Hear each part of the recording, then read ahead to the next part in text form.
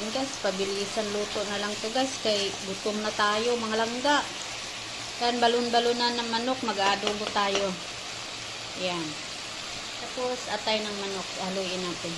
So, ginawa ko dito guys. Sibuyas, bawang, luya lang. Yan. So, yan ang ginawa natin. So, ngayon, inuna natin yung balon-balonan ng manok kasi siyempre matigas yun.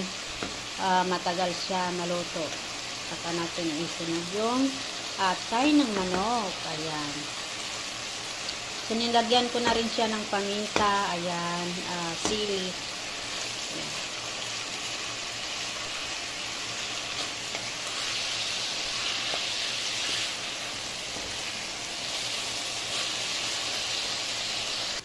So, titingnan natin yung tilapia natin. Nalagay ko sa oven. So, ayan. Malapit na siyang maluto. Ayan. Ayan. Nilagay ko sa oven. Ayan. 2 tilapia. So, ayan na guys. Buksan natin ulit. Ayan.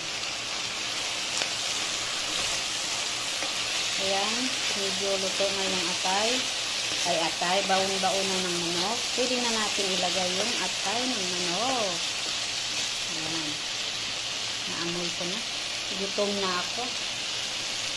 Ilagay na natin yung atay ng manok. Nilagyan ko na ng suka yan guys, kaya para tumigas na. Ayan.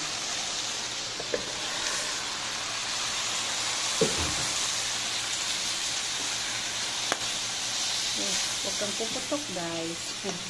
Palagtag ko puputak. Huwag kang pupupatak. See? Diba?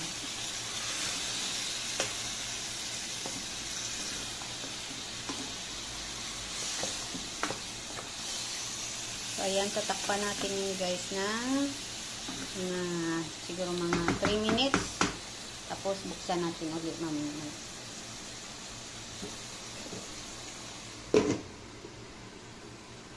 So, ayan na mga guys. After 3 minutes, buksan natin ulit.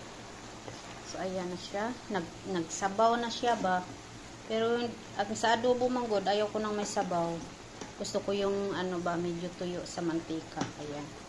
Siyempre, hindi mamantika to kasi nga, atay ng manok at saka balon-balon.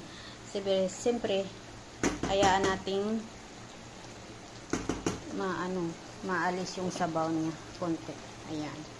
So, takpan natin ulit.